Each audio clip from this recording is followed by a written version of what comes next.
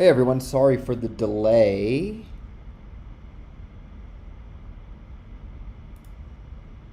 Okay, hey everyone, sorry for the delay. Hopefully you can see and hear me. The only problem is I need to...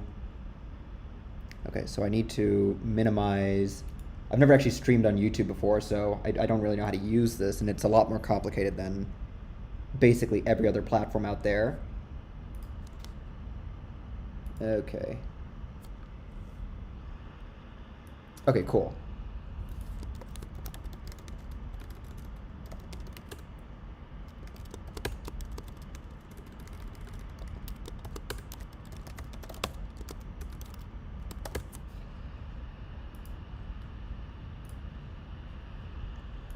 Okay, hey everyone, sorry for the delay.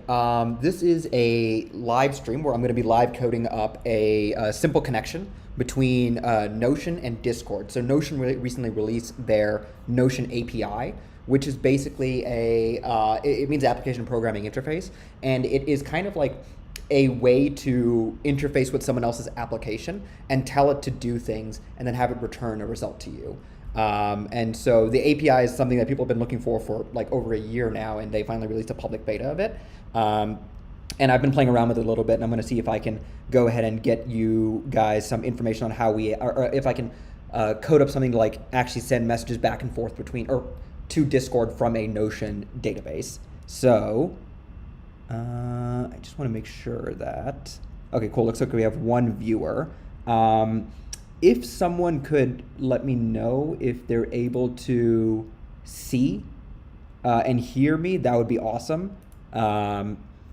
I'm just having, this is the first time I've ever used it, so I'm not exactly sure if it's working, but let's go ahead and get started. So I think all we have to do is, let's go ahead and open up our coding environment. Okay, good, this one is good. Exit that. So as you guys can probably see, good, nothing there.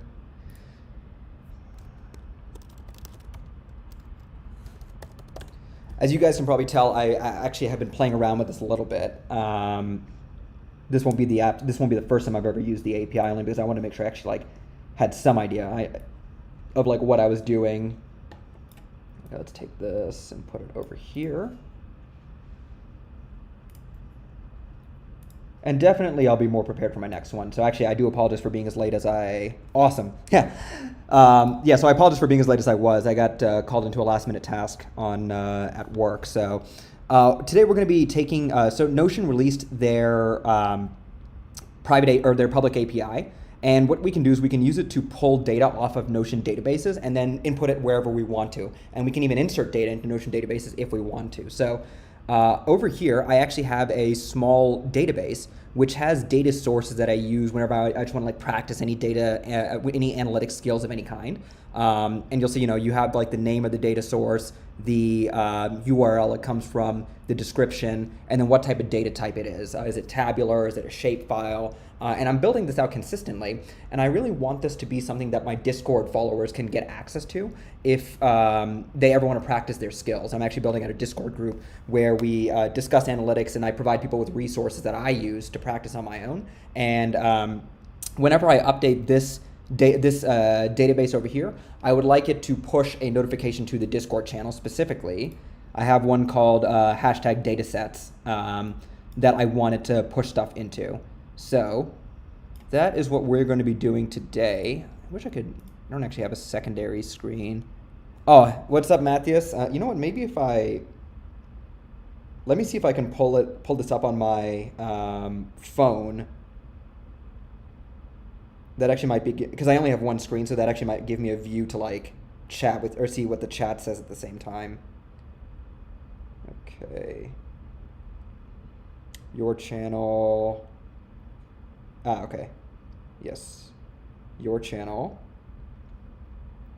Okay, cool. Awesome. Okay, so I can see there. Now I have a way to see y'all's chat, so I can probably move that over there. Okay, so we're going to be doing this tutorial in Python. So I don't think you really have to install anything. The only thing you might need is the requests library. Which is, it's just I don't know, I don't think it's not standard for Python, but you can just install it by going typing in pip install requests, and wherever you set up your environment, and then you just have to do import requests, and then let me zoom in for you guys. Yeah. So I'm just using, I'll probably use a diff, or actually no, that's fine. And we're just going to be sending simple HTTP requests over to the Notion, we're going to be sending simple post requests to Notion, receiving our feedback back in the form of a JSON object, and then pushing information from that JSON object over to a Discord webhook. So let me know if anyone has any questions or if what I'm saying doesn't make any sense. So, let's go ahead and outline the actual process over here. So outline. We are going to be, let's see, probably step one is we're going to pull in, connect data to Notion, or connect to Notion data. So first we need to establish a connection. Then second, we need to decrypt data from Notion.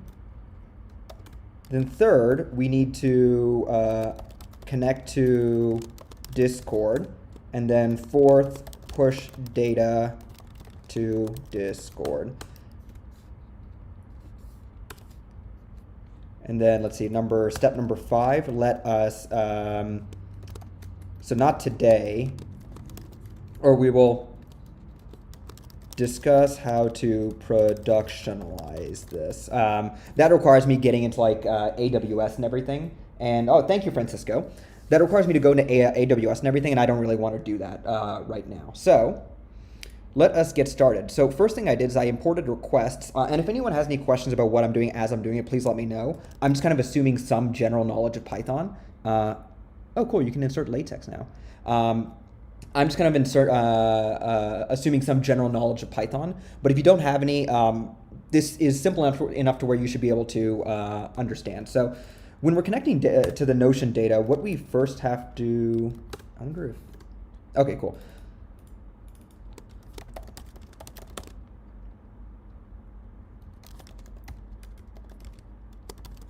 What we first have to do is we're gonna connect to it using a post HTTP request. I'm not sure if that's exactly what you call it. I think most people call it a post request. And you can see over here, if we go to the Notion developers beta, everything they have is actually in JavaScript, but they also have some stuff in that you can just put into your terminal. So you'll see it says post over here. That means we're gonna be using a post request. And we're just gonna be doing it in Python. I'm a little bit surprised they didn't put it in Python, but I think JavaScript is more popular than Python, so that probably makes some sense. Okay, so first thing is first, let me go over here, and I have some of the steps outlined. First, you need to get your key from the Notion website. So you go to notion.so, and then you create an integration, right? So let's go ahead and create a new integration. And I'm going to call this one, let's see, streaming integration. So we went to notion.so/my-integrations. Then we went to streaming integration. It's going to be associated with my personal workspace. And I'm going to submit that. Okay, cool. And then we got our token over here. And this will be an internal integration. So it's not going to be public. Yeah, it'll just be internal. So we'll be using this key that we get over here. So first thing you want to do is you want to go ahead and save this key. So I'm just, I don't have a second screen, so I'm just going to show this and then copy this. And then of course I'm going to, I'll delete this key after this stream is over. That way, no one can just access my workspace. Okay. Then what I always do is whenever I want to save some like keys and stuff, I go ahead and I put it in I create a new file and I call it secrets. And we'll call this secrets_2.py because I already have a secrets file. And we'll call this a key equals, and then you make a string like that.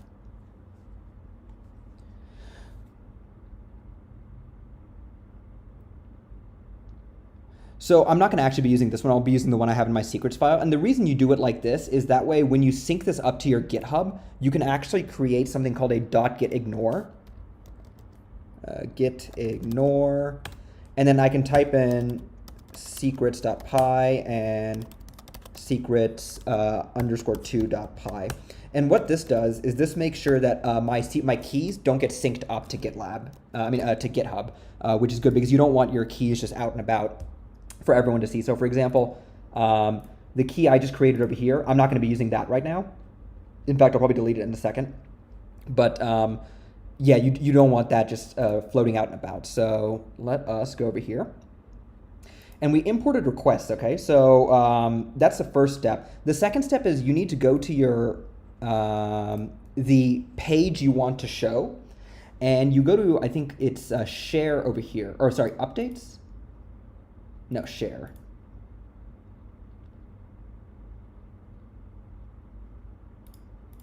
It's somewhere over here. You're supposed to go to,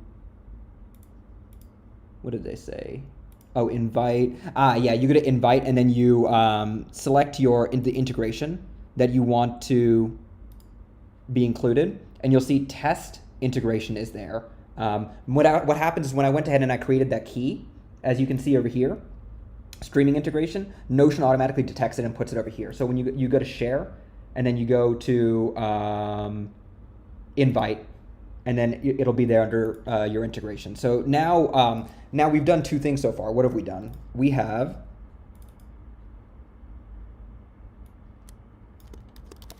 created a Notion integration key, and then we have allowed the Notion integration key to access the page we want to share. So there's two levels of security over here.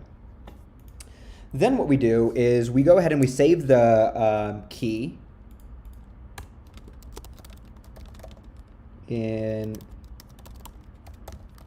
a secrets.py file. That way we can access it whenever we want to. Now let's go ahead and actually start importing all of our stuff. So we also want to import. So I am going to be using my secrets file, not secrets _2. And then let's see. The first thing we're going to want to do is I think we're going to want to go to the documentation and under API reference. Yeah, you want to go to API reference. So whenever you're looking for like actual, like really detailed documentation on something, look for the API reference. That's usually where you that's usually where you get what you need.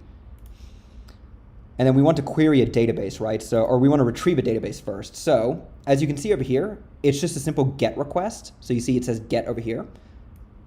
So it's just api.notion.com v1 databases, database ID. So let's go ahead and copy this. And we'll put this over here. We'll call this our base URL equals that. And I want to get rid of database ID.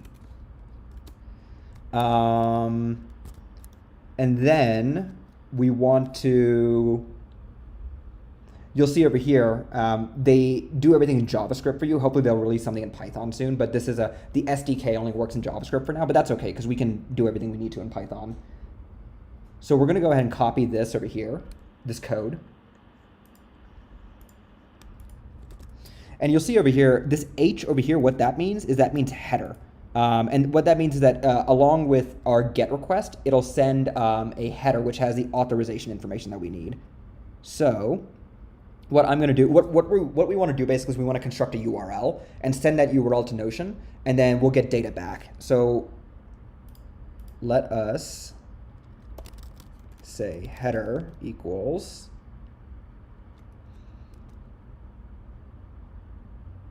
and then we need to construct a dictionary of these different parts over here. So it would be like this. It would be like I think it's authorization. And then you bring in secrets.key. And then Notion. So Notion version is not required right now, but after June 1st, they said that they would require it. So we might as well just input it in our code. And they declare their versions based on the date that they were released. So that's our header. And again, if you have any questions, feel free to let me know in the chat, and I can go ahead and respond to them. I have my phone on the side with all the chat questions. Okay, so that's our header. So now all we have to do is, I think we just have to do request, or well, let's see. Response equals requests.get. So remember, we're using that request library we imported earlier. Requests.get base URL, and then headers equals our header, which we declared over there. Now, one more thing. We also, if you remember over here, whoops.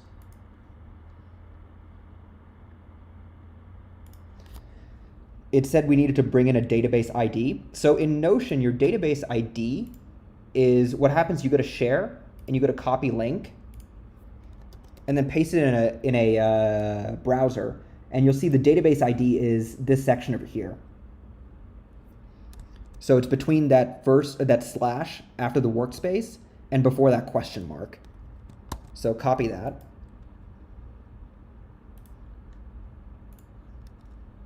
And we'll say database ID equals that. So what I need to do is I need to construct a URL. So request.get base URL, which is declared over here, plus database ID. And the headers equals the header. And then I just want to see what my requests or what my response actually is. So I'm going to put that over there. So you'll see we got a response 200. So response 200 basically means everything is A-OK. You sent the data, it sent something back. Your response was valid, or your everything was valid. What you said was valid. So that's good. If it was like 400, then that's not good. So for example, I think if I say I change this to a 6, right? Yeah, now I get a 400 because there is no Notion version 0.6. So that's our response. Now let's go ahead and actually see what the response is. So response.json, and you'll see that's what it is over there. So what do we have here? We have, let's see if I can show you guys. As you guys can see over here,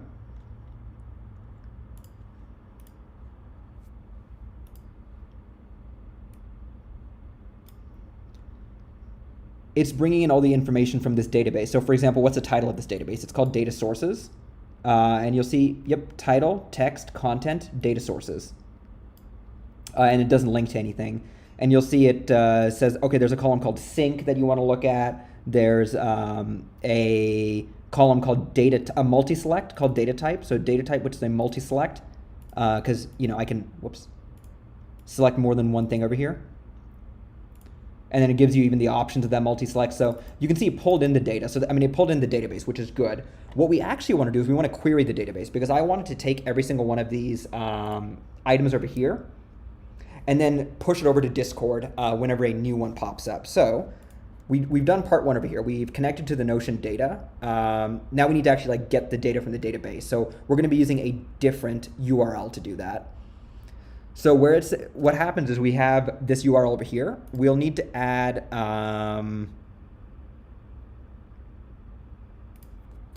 plus query over here. And then you need to add in a section called data, I believe, where we declare what we want to how do we actually want to bring in the data. So you'll see over here with the database, obviously, you can, you need to query, in order to query something, you need to declare some filters. So what I'm going to do is I'm going to filter based on this column called sync and bring in that data. And you need to create a dictionary which has all of the relevant information over there. So let's go back to their documentation. Query a database. Oh, and it looks like we have to actually do a post request in order to do that for some reason. So GET requests are usually used to get data from a database or from some online service, and post requests are usually used to put data in there. But you can also retrieve data using post requests. So why don't people use post requests for everything? I'm not 100% sure. Someone that knows more than I do could definitely let me know. All right, so let us go ahead and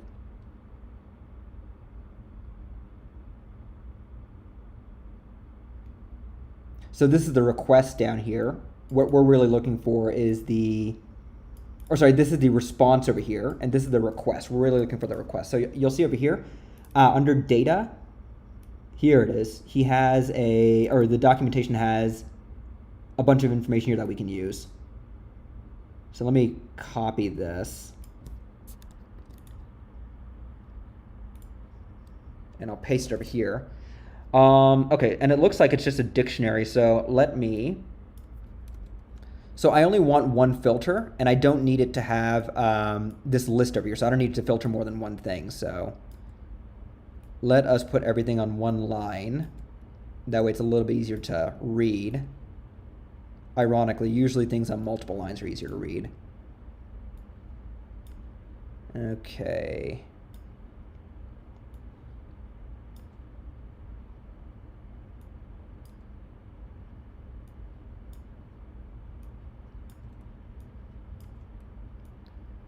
Come on. So I don't want to sort the data at all. I only want to filter it. So let me get rid of all that. And then I don't want to do an OR filter. I only want to filter on one property.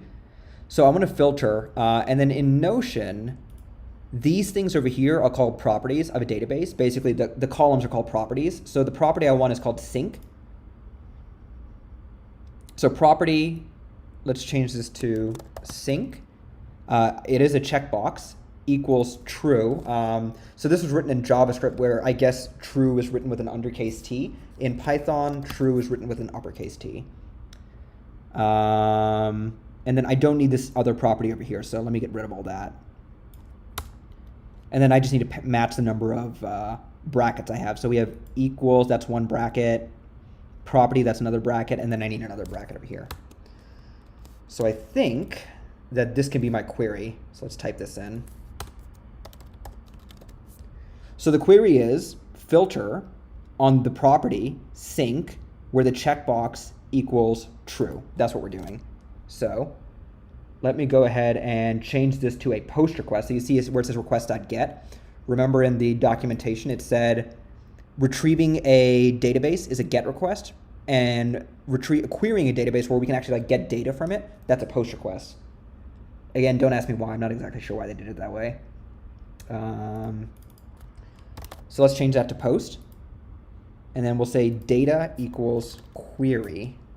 And I think, cool, we got a response 200. That means we did everything perfectly. And then when I run this again, you'll see this is a lot longer. So this looks like it has all of our information there. You can see Denver food retail locations 2020. Denver food retail locations 2020. Awesome. So it looks like we pulled in our data. So then let me go ahead and this is a dictionary now, and let's actually start trying to decode this dictionary. So I want to go to the results section. As you can see, it says object list. That's not very useful to me. So let's go to the results section. And it looks like we have a list over here. And then let's see how many items are in this list. Len. So there's 3 items in the list, and that makes sense. Each item represents a row in the data set. Now check this out. Because I said send me any data sets where the sync property is checked, if I said false, or wait, I'm sorry, no, if I kept it at true, come on, and then I got rid of this one over here, so this Denver food retail location is no longer syncing, then we still get a 200 response, but interesting.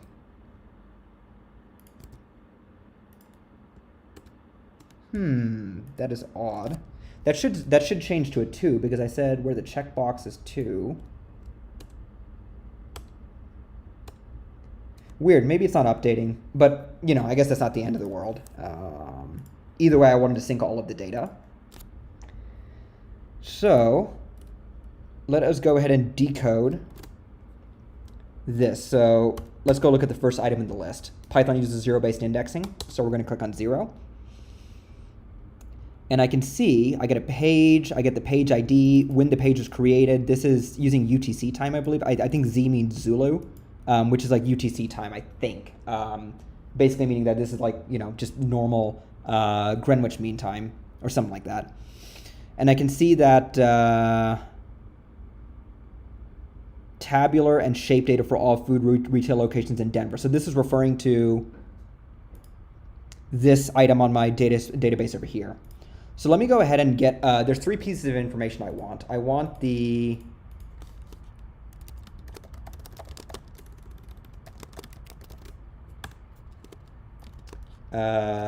title. I want the description, and I want the URL. Let's say that. And I want to send that over to my Discord channel. So response.json. Okay, so let's go ahead and see, let's go see what all the items in here actually are. So I'm going to create a quick function over here, def dictionary decoder, and you'll see what I'm doing here in a second. So return I for I in X. Okay. So dictionary underscore decoder. Okay, so it looks like we can get the object ID created time, last edited time, parent, archived, and properties. So what I want is I want the properties. So let me go ahead and type in properties. Now remember, in Notion, a property is the names of these columns over here. So I want the name property. And then let's see what we get. Okay, so it looks like after you go to the properties, and what we're doing is we're just traversing the dictionary right now. We're going like level by level down the dictionary.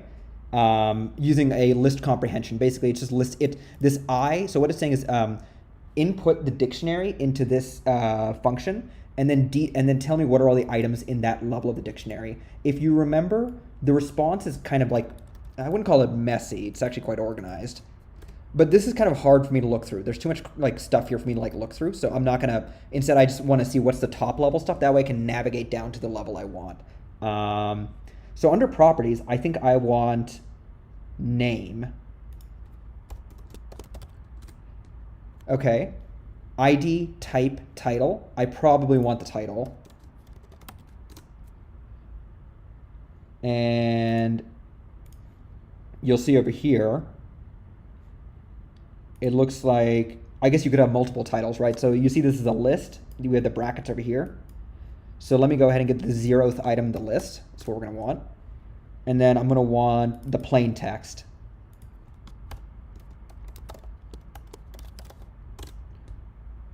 Okay, cool. So then what happens is if you see what it did, Denver food retail locations 2020. It's basically it's decoding every single letter. There we go. And there's our title. Now, if I go and if I change this to a 1, for example, practical statistics for data scientists. Okay, cool. And if I change this to a 2 to get the 3rd item, U.S. fuel economy data. Awesome. So that's how we pull in all of our information. So let's just keep going with this one over here. So this will be the title.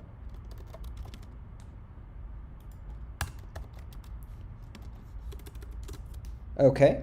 So we have programmatic, so this is already awesome. This is something that we weren't able to do before, where we can programmatically pull information out of Notion databases, and you can even put information into Notion databases, although I personally don't have a use case for that right now. Although one use case I'm thinking about is that Notion doesn't work very well with the Wall Street Journal currently, where if you want to like use a Notion web clipper on the Wall Street Journal, it won't actually like save the article. So I'm thinking about making a plugin that allows me to like just save articles from the Wall Street Journal specifically and other websites where like I can very clearly see what's going on my screen, but for some reason it just doesn't seem to work on Notion. So that's definitely something I would want to try using this for. Okay, cool. So now we have the title. We want the description next. So let me go ahead and copy this, and then we're going to put in our dictionary decoder again. Okay, and then the next thing I want is I want the description. So let's go ahead and do that. ID type rich text. I guess I want rich text in that case. Well, I really don't. I just want some plain text, but I guess they don't give me that information. And then it looks like we have another list over here. So let's go ahead and look at the 0th item in that list. And then I want plain text over here.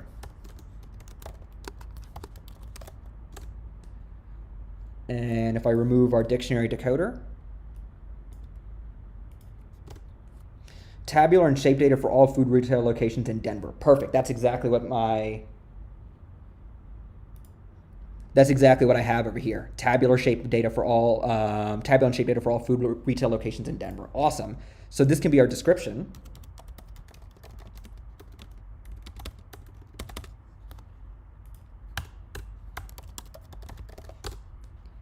And then let us go ahead and do our URL next. So copy that. And let me change that to URL. Okay, cool. And URL is very easy. So then I just want to do URL one more time. Because, yeah, there's only so much information you can have on a URL. So it looks like it wasn't too difficult for them to... There's not too much stuff to parse through. Okay, cool. Just checking to make sure we have no messages here. Okay, awesome. So now we have our URL. So URL equals that. Cool. So what I want to do now is I want to make a string kind of like this. So let's say output to Discord equals, and let's see, title plus, and then I want a new line. Basically, meaning I want it to, like, you know, press the enter key, plus description plus another new line plus URL. Okay, and then that should look better on a, when I actually output that data. Okay, cool. So now we've pulled data from Notion. You know, this is already awesome. This is already, excuse me, something that, like, we could not have done in the past, and now we can do today. And there's so much stuff you can do with this information. So now let's go ahead and put something into Discord. So you'll see in Discord over here, we have something, we have these things called webhooks, which I guess the best way to explain it is that it's kind of just like, I think this is how they explain it. It's just a tube you can use to, like, send data into a Discord channel. So I think for mine, I have a webhook over here, and I can't reveal it because if I reveal it, then you know, anyone could just send messages into my Discord channel. So I think what I have to do is I just have to do a post request again, right? So let's see, Discord post, well, you know, how about this? Okay, so I think it's just requests dot post probably, secrets dot webhook URL. So webhook URL is if you go to Discord and you go to server settings, there will be a section called webhooks. Just go ahead and get a webhook URL from there. It should be fairly easy to do that. So request.post secrets.webhook URL, and then I think it's data equals output to Discord. I think I just do that. Okay, so I got a response 400, which means that I encoded everything incorrectly. So let's see. Discord webhooks. Let's see what they say. Oh yeah, apparently they changed their logo today. They show you how to do it with GitHub, but I want something a little bit more detailed. Okay. Incoming webhook. Create a webhook. Okay, so post, channels, channel ID, whoops. Okay, so it looks like it's a post request, or maybe it's a get request. Let's see, get channel webhooks, create a webhook. No, I've already created the webhook, so I don't need to create one. Modify webhook, delete webhook, execute webhook. Yeah, I think this is it. Okay. Webhook token.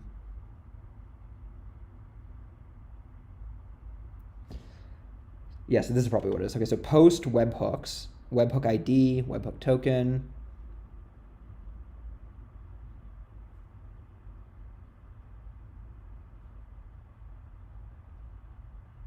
Interesting. Okay, so maybe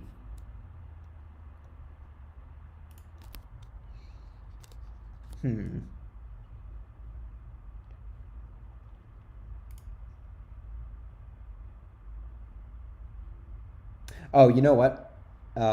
So with Notion, there aren't that many Python examples out yet because the public API just got released. But with Discord, there are tons of them. So what I want to do is I'll type in Discord Python webhook, and I think there's some guy that yep, this is it. Okay. Okay. Data, content, and then custom username. That's it. Okay. So I need to create a dictionary, and then I'll use that to input the information. So what we actually need to do is we need to do this. Content, and then content will equal output to Discord, and then username will equal streaming user. And then we'll call this data. Okay. Okay, so we got a 204, which is, I've never seen that before. Oh, hey, there we go. Yep, that's exactly it. And then what I actually, looks like I actually don't want these spaces over here. So cool, it even did the whole new line thing for me as it hit enter here and here. And there you guys go. That's exactly how we transfer data from Notion to Discord using Python. So what did we do over here? Okay, let's go over the steps again. We first went ahead and we went to my integrations, so notion.so/my integrations. We went ahead and created an integration. Then you go to share, you go to invite, and then you invite your integration. Then you will save your integration key in a secrets.py file. That way people don't get to see it. And then you import the requests library from Python, or use it in Python. You have to first download it, and then you send it over, or then you install it. Sorry, import it. Then you type in response equals requests.post, post request, your base URL, which is just https://api.notion.com v1 databases, database ID, which will be, we found that out by going here, share, copy link, and then go back to our web browser, copy it, and then you'll see that's the ID. It's between this slash over here and that question mark over there. I don't believe database IDs have to be private. And then query, and then whatever you want your query to be. So you filter it like this. You create a dictionary, filter the property you want to filter, what the property is called, what it actually is. So if it was a multi-select, I'd put in multi-select, but if it's a checkbox, I put in checkbox equals true. And then you just send in that post request with your header being the authorization, this dictionary authorization, and your key, and then the Notion version, which I think the unfortunate thing is this is going to have to change. So I guess your API or your program will basically break every time they update the API, which I'm not exactly sure. So this is something that kind of confused me, because say I want to deploy this onto AWS or something, so it just automatically does this every day. This seems pretty inconvenient, honestly, to have to update that all the time. But maybe there's a way to get that version automatically from Notion itself. So next we got our response, and then we can get our title by basically going down a dictionary. So the response was, it was a dictionary. It was a JSON, which is, a JSON is basically a dictionary. And then we got our title over here, our description over here, and our URL over here. And then in order to output to Discord, you go to your Discord and you go to server settings, and under server settings, there is a section where you can create a webhook. And then you create a dictionary called data, where it's content, output to Discord, username, whatever username you want to call it, and then requests.post, secrets.webhook URL, which is basically just the URL, the webhook URL you received. and data equals data, and you'll see our data output over here. And it even says it's a bot, which is awesome.